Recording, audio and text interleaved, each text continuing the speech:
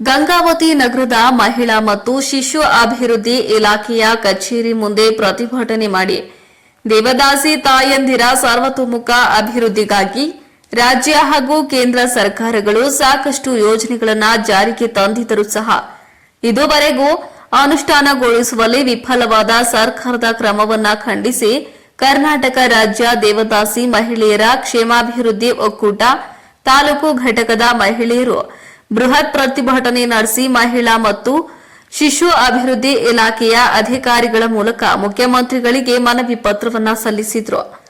ಇನ್ನು ಪ್ರಮುಖ ಬೇಡಿಕೆಗಳಾದ 2018ರ ದೇವದಾಸಿ ಪದ್ಧತಿ ನಿಷೇಧ ಮತ್ತು ಪುನರ್ವಸತಿ ಕಾಯ್ದೆ ತಕ್ಷಣವೇ ಜಾರಿ ತಂದು ಸಮಗ್ರ ಪುನರ್ವಸತಿ ಕಲ್ಪಿಸಬೇಕು. ದೇವದಾಸಿ ಮಹಿಳೆಯರಿಗೆ ಮಾಶಾಸನ 5,000 ರೂಗಳಿಗೆ ಹೆಚ್ಚಿಸಬೇಕು ಎಂದು ಹೇಳಿದರು. ಇನ್ನು ಈ ಸಂದರ್ಭದಲ್ಲಿ ಗಂಗಮ್ಮ ಹೊಸಳ್ಳಿ, ಹಂಪಸ ದುರ್ಗಾ, ಶೇಖಮ್ಮ ಹೊಸಳ್ಳಿ, ರೇಣುಕಮ್ಮ ಕೂಡಗಿ, ಎಐಟಿಯುಸಿ ಸಂಘಟನೆಯ ಜಿಲ್ಲಾ ಅಧ್ಯಕ್ಷ ಎಎಲ್ ತಿಮ್ಮಣ್ಣ ಸೇರಿದಂತೆ ಸಂಘಟನೆಯ ಅನೇಕ ಕಾರ್ಯಕರ್ತರು ಭಾಗಿಯಾಗಿದ್ದರು. ವರದಿ ಶರಣಪ್ಪ, ಗಂಗಾವತಿ. 45 ವರ್ಷ ವಯೋಮಿತಿಯರನ್ನಷ್ಟೇ ನಾವು ಸರ್ವೆ ಮಾಡ್ಬೇಕಂತ ಹೇಳ್ತಾ ಇದ್ದಾರ. ನಾವು ಕೇಳೋದಿಷ್ಟ ಇವತ್ತು ಮಾನ್ಯ ಮುಖ್ಯಮಂತ್ರಿಗಳಿಗಾಗಲಿ ಮಹಿಳಾ ಮತ್ತು ಮಕ್ಕಳ ಇಲಾಖೆ ಸಚಿವರಿಗಾಗಲಿ ನಾವು ಕೇಳೋದೇನು ಅಂತಂದು ಹೇಳಿದರೆ, ಇವತ್ತು 45 ವರ್ಷ ವಯೋಮಿತಿ ಕೈಬಿಡಬೇಕು. ನಿಜವಾದ ದೇವದಾಸಿ ಮಹಿಳೆಗಳು ಎಷ್ಟು ಮಂದಿ ಇದ್ದಾರೆ ಅವರೆಲ್ಲರನ್ನೂ ಕೂಡ ಸರ್ವೆ ಮಾಡಬೇಕಂತ ಹೇಳಿ ನಮ್ಮ ಒಂದು ಬೇಡಿಕೆ ಇದೆ. ನಾವು 23ನೇ ತಾರೀಕು ಮೊನ್ನೆ ಬೆಂಗಳೂರಲ್ಲಿ ಹೋದಾಗ ಮಾಜಿ ಸಚಿವರು ಚಾಂಜಾಯ ಸರ್ ಬಂದಿದ್ರು. ಅವರ ಒಂದು ನೇತೃತ್ವದಲ್ಲಿ ನಾವು ಪ್ರೆಸ್ ಮೀಟ್ ಮಾಡಿದ್ವಿ ಬೆಂಗಳೂರಲ್ಲಿ. ಏನಂತ 45 ವರ್ಷ ಅವರನ್ನು ಪಟ್ಟಿ ಒಳಗೆ ನಾವು ಇವತ್ತು ತಾಯಂದ್ರುಗಳು 30 ವರ್ಷದವರಿದ್ದಾರೆ, 35 ವರ್ಷದವರಿದ್ದಾರೆ, ಕಡಿಮೆ ವಯಸ್ಸಲ್ಲಿ ಸಣ್ಣ ವಯಸ್ಸಲ್ಲಿ ಚಿಕ್ಕ ವಯಸ್ಸಲ್ಲಿ ಬಿಟ್ಟಿರ್ತಕ್ಕಂಥ ದೇವದಾಸಿ ತಾಯಂದ್ರಿದ್ದಾರೆ. ಅವರೆಲ್ಲರನ್ನೂ ಕೂಡ ನಾವು ಇವತ್ತು ಪಟ್ಟಿಯಲ್ಲಿ ಸೇರಿಸಲೇಬೇಕು ಅಂತಂದೇಳಿ ನಾವೊಂದು ಒತ್ತಾಯ ಮಾಡಿದ್ವಿ. 1982 ಪ್ರಕಾರ ಯಾರು ಹುಟ್ಟಾರ ಅವರನ್ನು ಮಾತ್ರ ನಾವು ಸೇರಿಸ್ತೀವಿ ಸರ್ಕಾರ ಹೇಳ್ತೀವಿ. ನಾವು ಅವ್ರನ್ನ ಪ್ರಶ್ನೆ ಕೇಳೋದಿಷ್ಟೇ, 1982 ಪ್ರಕಾರ ಬಿಟ್ಟನ್ನು ಹುಟ್ಟಿದಾಗ ಮಾತ್ರ ಸರ್ವೆ ಮಾಡ್ತೀವಿ ಅಂತ ಹೇಳಿದ್ರೆ ಸರ್ಕಾರ ಏನು ಮಾಡ್ತೀವಿ? ಸರ್ಕಾರ ಅವ್ರಿಗೆ ಹೇಳಿಲ್ಲ ಪದ್ಧತಿ ಮಾಡ್ಬೇಕಂತ ಅವ್ರು ಏನು ಮಾಡಿದ್ರು? ನನಗೆ ಮೂಢನಂಬಿಕೆ ಅವ್ರು ಏನು ಮಾಡಿದ್ರು ಅವಾಗ ಇದು ಕೂಡ ಸರ್ಕಾರ ಕೂಡ ನೇರ ಹೊಣೆ ಆಗ್ತಾ ಇದೆ. ಯಾಕಂದರೆ ಅವರಿಗೆ ಗೊತ್ತಿರಲಿಲ್ಲ, ಕಾರ್ಯಕ್ರಮ ಗೊತ್ತಿಲ್ಲ, ಈ ಥರ ನೀವು ದೇವದಾಸಿ ಪದ್ಧತಿ ಬಿಟ್ಟರೆ ಸಮಸ್ಯೆ ಆಗ್ತಂತ ಅವ್ರಿಗೆ ಯಾರೂ ಹೇಳಿಲ್ಲ. ಅದರಲ್ಲಿ ಕೂಡ ಸರ್ಕಾರದ್ದು ಕೂಡ ತಪ್ಪಿದೆ. ನಾವು ಹೇಳೋದಕ್ಕೆ ಸರ್ಕಾರ ಏನು ಮಾಡಬೇಕಂದ್ರೆ 45 ವರ್ಷ ವಯೋಮಿತಿ ಕೈ ಬಿಡಬೇಕು. ಈಗಿನ ಎಲ್ಲ ದೇವದಾಸಿ ಮಹಿಳೆಯರನ್ನು ಕೂಡ ಸರ್ವೆ ಮಾಡಬೇಕು. ಇದು ನಮ್ಮ ಸಂಘಟನೆಯ ಉದ್ದೇಶ. ಪಟ್ಟ್ಯಾಗ ಹೆಸರಿಲ್ಲ ದೇವದಾಸಿ ಹೆಣ್ಮಕ್ಳ ಪಟ್ಟಿಗೆ ಪಟ್ಟು ಸರ್ವೆ ಮಾಡಬೇಕು. ವಯಸ್ಸು ಮಿತಿ ಇಟ್ಕೋಬಾರ್ದು ನಮಗೆ. ಯಾಕಂದ್ರೆ ಈಗ ಮೊದಲು ಚಿಕ್ಕ ವಯಸ್ಸಿನಾಗನೇ ತಂದೆ ತಾಯಿನವ್ರು ತಪ್ಪು ಮಾಡ್ಯಾರಂತ ಅವ್ರನ್ನ ತಪ್ಪು ಕಲ್ಪನೆಯಾಗ ನಾವು ನೋಡಬಾರ್ದು. ಸರ್ಕಾರ ಅಂತ ನಾವು ಕೇಳೋದಕ್ಕೆ ಅವ್ರನ್ನ ಫಸ್ಟು ಒಳಗೆ ಕರ್ಕೋಬೇಕು. ಅವ್ರಿಗೆ ಏನು ಸರ್ಕಾರ ಸೌಲಭ್ಯ ಐತಿ ಅದನ್ನು ಜಾರಿ ಮಾಡಂತ ನಾವು ಕೇಳ್ಬಾರ್ದು. ಅದು ಒಂದು ಈಗ ಬಟ್ಟೆ ತಾಯಂದ್ರಿಗೆ ಸಾಕಷ್ಟು ಮನೆ ಇಲ್ಲ, ಲೋನಿ ಇಲ್ಲ, ಸಂಬಳ ಅಂತ ಸರಿಯಾಗಿ ಇಲ್ಲೇ ಇಲ್ಲ. 1 ವರ್ಷದಾಗ ತಿಂಗಳ ಆಗ್ತದೆ ಸಂಬಳ ಅಂತಾರೆ. ಅದು 1 ವರ್ಷದಾಗ 2 ವರ್ಷ 2 ತಿಂಗಳಾಗ್ತಾರೋ 3 ತಿಂಗಳಾಗ್ತಾರೋ ಗೊತ್ತಿಲ್ಲ. ಅದು ಸರಿಯಾಗಿ ರೀತಿಯಿಂದ ಸಂಬಳ ಬರುವತ್ತು, ಸರಿಯಾಗಿ ರೀತಿಯಿಂದ ಮನೆಗಳು ಸಿಗೋಲ್ಲ. ಅದು ಎಲ್ಲ ನಮಗೆ ಸೌಲಭ್ಯ ಕರೆಕ್ಟಾಗಿ ದೇವದಾಸಿ ಹೆಣ್ಮಕ್ಳಿಗೆ ನಮಗೆ ಸಿಗಬೇಕಂತ ನಾನು ಹೇಳ್ತೀನಿ. ಆದೇಶ ಆಗಿರೋದು ದೇವದಾಸಿ ಮಹಿಳೆಯಲ್ಲ, ವಯಸ್ಸಿನ ಮಿತಿ ಇಲ್ಲ ಮಾಡ್ಬೇಕಂತೇಳಿ ತೀರ್ಮಾನ ಮಾಡಿದ್ರಿಂದ ಈ ಸೆಪ್ಟೆಂಬರ್ 22 ಒಳಗೆ ಕ್ಯಾಬಿನೆಟ್ ಬರೋದ್ರೊಳಗೆ ಇದು ಕಳಿಸ್ಕೊಡ್ಬೇಕಂತ ತೀರ್ಮಾನ ಆಗೈತಿ. ಹಾಗಾಗಿ ಇಲ್ಲಿರ್ತಕ್ಕಂಥ ಅಧಿಕಾರಿಗಳು ಆದಷ್ಟು ಮನೆಗೆ ಹೋಗಿ ಸರ್ವೆ ಮಾಡಿ ಅವರು ಸಂಬಂಧಪಟ್ಟ ಸಂಘಟನೆಗಳು ಮತ್ತು ಮಹಿಳಾ ಮಕ್ಕಳ ಅಧಿಕಾರಿಗಳು ಮತ್ತು ದೇವದಾಸಿ ಇರ್ತಕ್ಕಂಥ ಅಧಿಕಾರಿಗಳು ಸೇರಿಕೊಂಡು ತಕ್ಷಣವೇ 2 ತಿಂಗಳ ಒಳಗೆ ಆದಷ್ಟು ಬೇಗ ಮಾಡಿ. ಇದನ್ನು 45 ವರ್ಷ ಅಂತೇಳಿ ಎಲ್ಲೂ ಕಾನೂನು ಮಾಡಿಲ್ಲ. 45 ವರ್ಷ ಇರಬೇಕು ಅಂತೇಳಿ ಕಾನೂನು ಎಲ್ಲೂ ಮಾಡಿಲ್ಲ.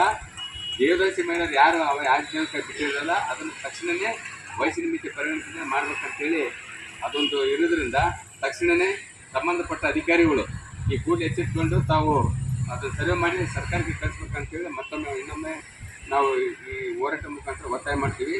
ಅದರ ಜೊತೆಗೆ ಈಗೇನು ಇದು ಲಾಸ್ಟ್ ಸರ್ವೆ ಇರೋದ್ರಿಂದ ಯಾರೇ ಆಗಲಿ ಇಲ್ಲಿ ಕೂತ್ಕೊಂಡಿರ್ತಕ್ಕಂಥ ನೀವಾಗಲಿ ಅಥವಾ ಬೇರೆ ಯಾರೇ ಆಗಲಿ ಇದು ಎಲ್ಲಾದರೂ ಕಂಡು ಬಂತಂದರೆ ತಕ್ಷಣಕ್ಕೆ ಮಹಿಳಾ ಒಂದು ಇಲ್ಲ ಬಾಲವಿವಾಹ ಹೆಚ್ಚು ನಡೆಯಕತ್ತೆ, ಬಾಲವಿವಾಹ ಹೆಚ್ಚು ನಡೀತಿದೆ, ದೇವದಾಸಿಗಳು ಸಮಾಜವು ಹೆಚ್ಚು ನಡೆಯಕತ್ತೈತೆ.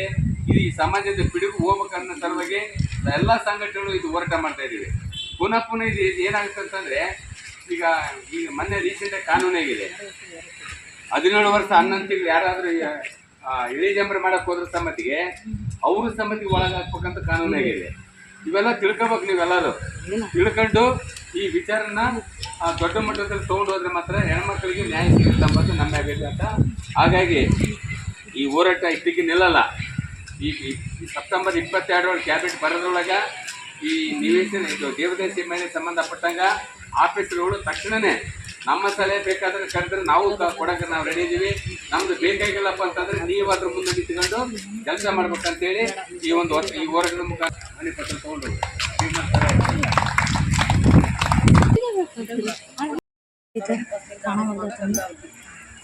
ಇವರಿಗೆ ಶ್ರೀ ಮಾನ್ಯ ಸಿದ್ದರಾಮಯ್ಯನವರು, ಮುಖ್ಯಮಂತ್ರಿಗಳು, ಕರ್ನಾಟಕ ಸರ್ಕಾರ, ಬೆಂಗಳೂರು ಶಿಶು ಅಭಿವೃದ್ಧಿ ಯೋಜನೆ ಅಧಿಕಾರಿಗಳು, ಮಹಿಳಾ ಮತ್ತು ಮಕ್ಕಳ ಕಲ್ಯಾಣ ಇಲಾಖೆ, ಗಂಗಾವತಿ ಮುಖಾಂತರ ಮಾನ್ಯತೆ ವಿಷಯ ದೇವದಾಸಿ ತಾಯಂದಿರ ಕುಟುಂಬಗಳ ಸಮಗ್ರ ಪುನರ್ವಸತಿ ಕಲ್ಪಿಸಲು 2018ರ ಕರ್ನಾಟಕ ದೇವದಾಸಿ ಪದ್ಧತಿ ನಿಷೇಧ ಮತ್ತು ಪುನರ್ವಸತಿ ಕಾಯ್ದೆ ಜಾರಿಗೆ ತರಲು ಮನವಿ.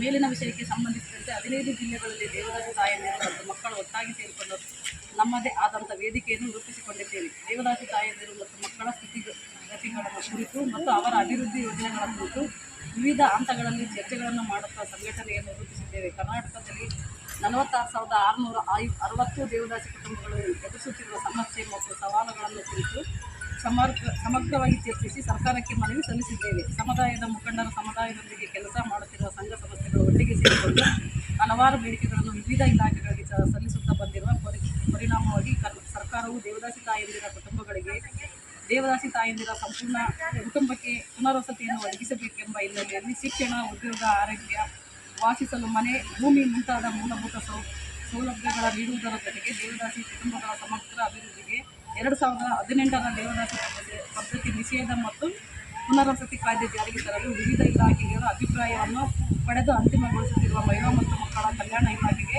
ಸಮುದಾಯದ ಪರವಾಗಿ ಅಭಿನಂದನೆಗಳು.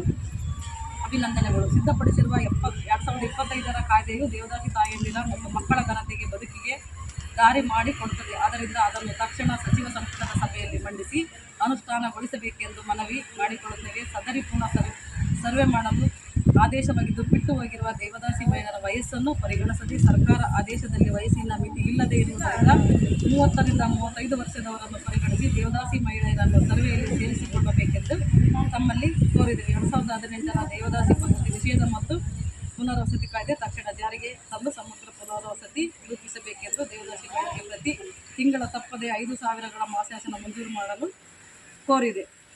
ಧನ್ಯವಾದಗಳು.